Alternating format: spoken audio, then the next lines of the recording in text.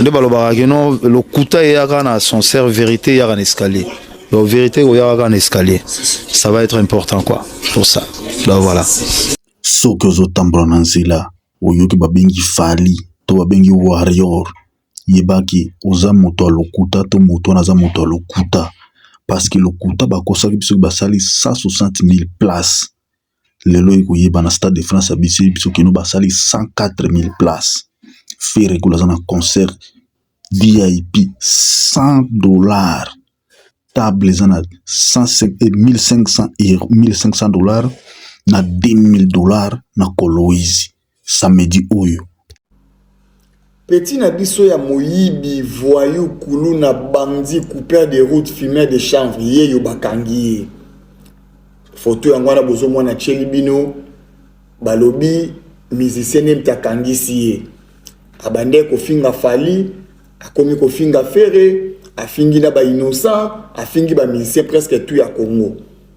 siko bato bazo ninga bayeba est-ce que za musicien mtakangisi ye to ndenge non toujours ba information bien. Petit atambola na lichette ya 1m10. Donc yé na zando aloko la gardien. Donc mutuleka na yo me ballon ko lekate. Donc akata kapota mabe. Azokisi batu, ayibi batu. Atambola pena mwasi na ya moyibi, mwasi na wana ba joa ba G peut-être au monde azui mwasi na ya PC pas mutu moko be mutalingi mwasi na ya ba kei. To ba ko na chambre ya bimeli bango ba botoli mutu wana mbongo balobi azana ba acte nyonso ya mabe mwana mobali. Donc c'est un vrai kulu na bandi ya makasi. Donc ba o bazo kanisa kezana musicien moko mutakangisi non tozu ba information bien kana zinga na e ba confirmer biso ke musicien moko kangisi ete eza ba acte na ye moko nde kangisi. Balobi ba mama na zandu ba yaya ba papa ba leki ba sali feti balobi ke à partir de 19h soko za na moi retard au kanga bloko no malembe petio so abimelio li cheti kaka ba esili mais ba mama ba sepeli ba komi quand même na moi sécurité banda petit ba kangi lelo so pe na ba 17h30 16h donc eza na ngo musicien mon côté to kanisa na biso ba musicien mabete petit nengaza be ba kangi na ba acte na ye moko ya moyibi donc petit aonene Ferrego lokota na concert ya solo ya VIP bota la place platinum ezana $2000, place gold ezana $1500, champagne kozala ba makambo ebele kozala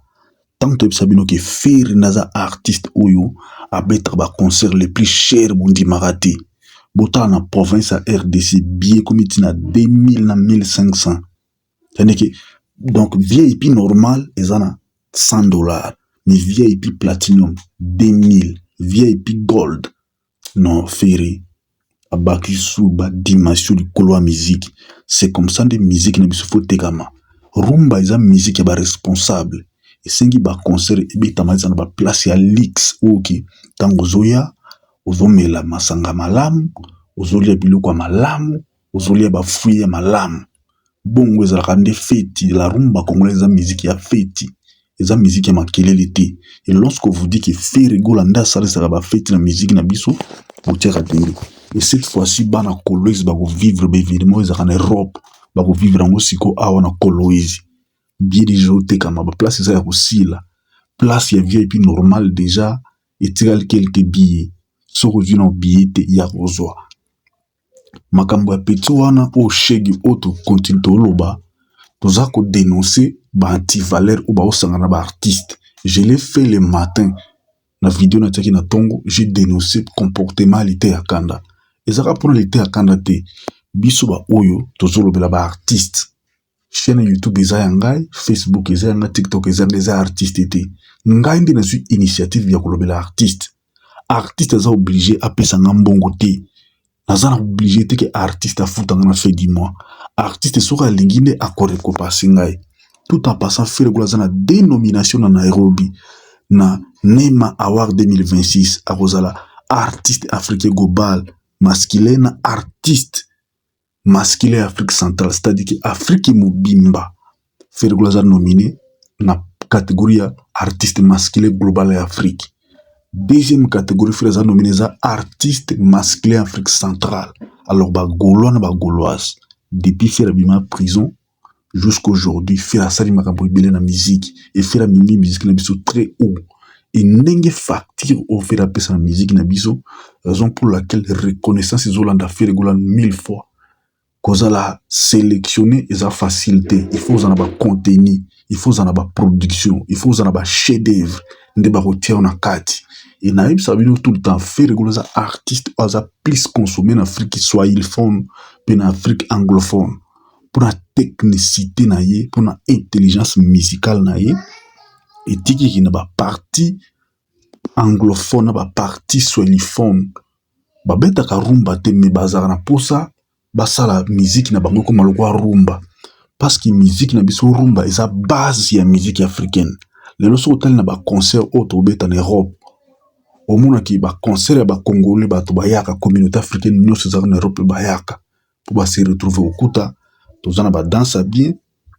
tozana ba chanson ya bien. Oza ba chanson amoureuse bozo yemba ensemble na ba artiste na ba concert oza ba concert na biso ba congolais nde salaka fierté en Europe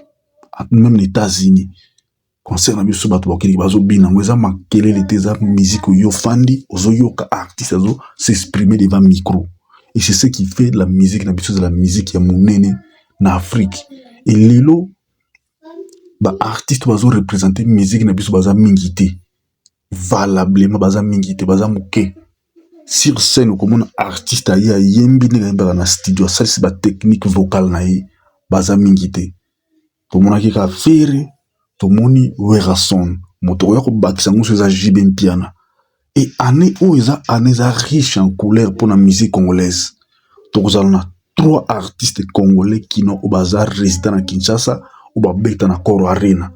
Fera bandaka betaki le 4 avril abetaki ako arena. Après faire gol kozala Moïse Mbi akobeta musique rumba gospel JB piana koya ko clôturer na mois de novembre. Alors tout pour ça ba artiste biso plus ba se produire na libanda RDC pour na ko vendre image ya culture na biso. Et l'état congolais a obligé ya ko faciliter ba artiste biso ba démarche administrative. Non pas parce que l'artiste va bien, mais c'est le plan administratif, le document et bimaka. Pour l'artiste, on a besoin qu'il ne vendre image à pays. To bite que l'artiste va bien, qui va accompagner, va seulement structure mon ministère, qui tire seulement structure mon qui, s'il y a un artiste congolais qui va se produire en Europe, au orchestre naïmo bimba, basa la bango démarche, ya ba visa. Na facilité ba compliqué bango visa ti et puis ceux qui ba ki bazala na assurance ceux qui artiste wana kimi na mboka wana ba ko lukai ba kangi bazungisi na Kinshasa et ceux ba kangi bazungisi na Kinshasa ba ti na liste noire qui ne sous Europe ti c'est comme ça ceux qui ministère na biso culture et fandi étudier et créer moi structure moko wana pour ko faciliter optation ba visa pour na ba concert ba artiste ce que artiste a commis ba misi ba commis